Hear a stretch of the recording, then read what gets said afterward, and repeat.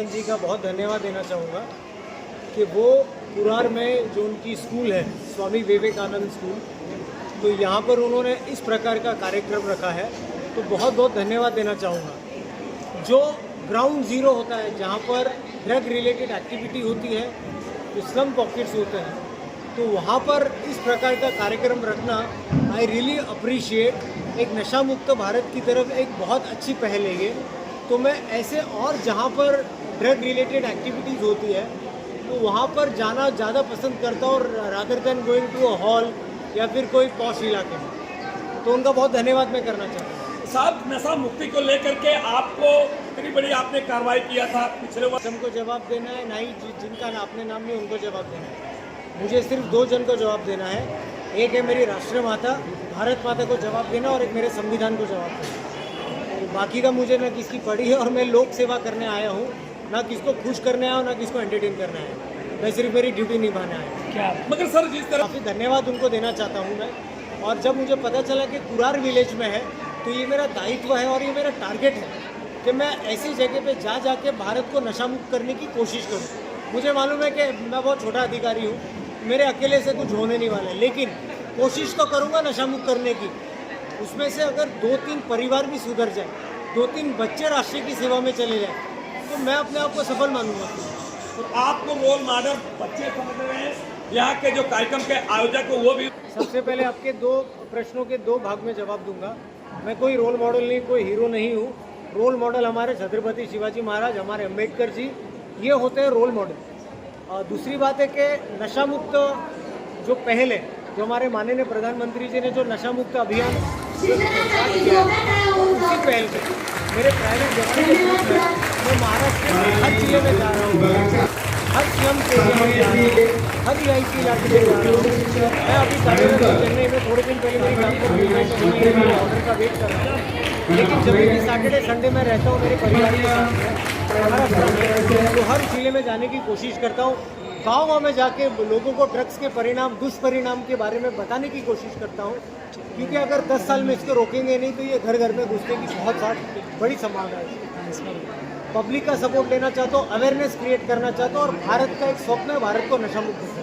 मगर सर जिस तरह से ये रोकने के लिए आप सिस्टम बहुत जरूरी है, मगर सिस्टम का जब क्या आप कोई मार्गदर्शन किया या कोई देखने को जो बड़े अधिकारी होते हैं वही तो गाइड चाहूँगा कि आपने जैसा कि कहा है अभी किस माध्यम से, तो बहुत सारी यंत्रणा है, बहुत सारे एजेंसीज है जो ड्रग के खिलाफ में लड़ते हैं। लोगों को पता नहीं है, अवेयरनेस नहीं है कि सबसे पहले ड्रग कंजम्पशन एक क्राइम है, ड्रग्स के साथ डील करना एक क्राइम है। अगर कोई ड्रग्स के साथ पकड़ा जाता है या ड्रग्स के कोई एक्टिविटी करता है तो किसे संपर्क किया जाए। लोकल पुलिस मान लीजिए है, 112 एक हेल्पलाइन है, पुलिस का एक हेल्पलाइन है। उसके बाद में केंद्रीय गृह मंत्रालय ने एक हेल्पलाइन रखी है, मानस नाम है उसका।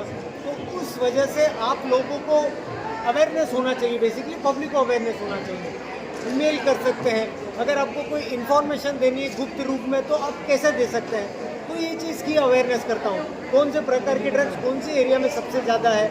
अगर कोई ड्रग्स के साथ में पाया जाता है तो उसको रिहैबिलिटेशन कैसा करना चाहिए, तो इसी पहल में अवेयरनेस प्रोग्राम चलते हैं। हमारे यहाँ पे आज वार्षिक पुरस्कार वितरण समारोह था, और उसके साथ साथ हमने यहाँ के बच्चों के लिए, यहाँ की जनता के लिए एंटी ड्रग ड्राइव का कार्यक्रम रखा था, जिसमें माननीय आदरणीय श्री समीर वानखेड़े जी उपस्थित हुए और उन्होंने बहुत ही बढ़िया बच्चों का एंटी ड्रग ड्राइव के ऊपर सेशन दिया। उन्होंने बच्चों को बताया कि किस प्रकार से आप ऐसे ड्रग से बच सकते हैं और अपनी लाइफ को बचा सकते हैं। बिल्कुल स्लम एरिया में लोगों तक मूलभूत सुविधाएं पहुंचाना और यहाँ के बच्चों को और यहाँ के पेरेंट्स को काउंसिल करना, ये एक बड़ा टास्क होता है। लेकिन जैसे कि कोई भी चीज़ इम्पॉसिबल नहीं होती है, तो ये मेरा सौभाग्य है कि मैं अपने पिताजी के मार्गदर्शन पर चल रही हूँ।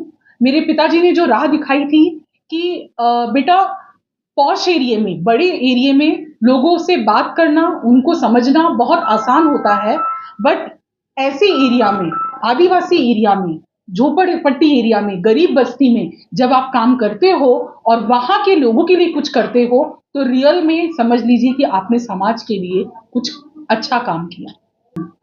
बिल्कुल, मैं सर का बहुत-बहुत, समीर जी का बहुत-बहुत धन्यवाद करना चाहूँगी कि उन्होंने अपना एक अमूल्य समय यहाँ पर दिया। कुछ दिन पहले हम समीर जी से मिले थे और उन्होंने ऐसे ही हमारा जब डिस्कशन हो रहा था तो उन्होंने कहा कि वो कई जगह पे एंटी ड्रग ड्राइव लेते हैं, ये सेशन लेते हैं।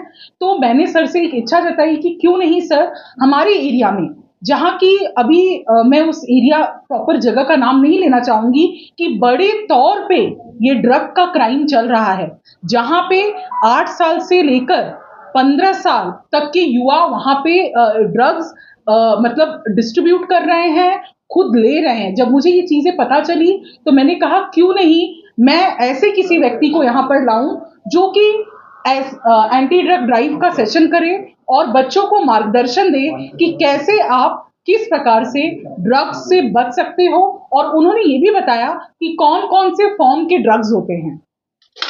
चीज़ों की जानकारी मिली क्योंकि देखिए ये जो एंटी ड्रग ड्राइव की शुरुआत की है समीर जी ने, वो कई जगहों पे की है। जब उन्हें पता चला कि स्लम एरिया में ज़्यादा लोग इसको कंज्यूम कर रहे हैं, स्पेशली बच्चों को टारगेट किया जा रहा है, और उनका कहना ये बिल्कुल सही था कि ड्रग्स इसलिए हमारे बच्चों को दिया जाता है या हमारी सोसाइटी में दिया जा रहा है कि हमारा राष्ट्र, जो हमारे राष्ट्र को बनाने वाले हैं, हमारे बच्चे जो फ्यूचर हैं, देश का भविष्य है, वो इस ड्रग्स को कंज्यूम करें और हमारा राष्ट्र कमजोर बने, ये उनका टारगेट है। और इसीलिए एंटी ड्रग ड्राइव हर स्थान पे, हर स्कूलों में और स्पेशली स्लम एरिया में बिल्कुल बच्चों के लिए होता रहना चाहिए। ये कार्यक्रम बढ़ती है क्या, इसके बारे में थोड़ा सा बिल्कुल, मेरे पिताजी स्वर्गीय श्री शमशेर सिंह जी ने इस कार्यक्रम की शुरुआत की थी।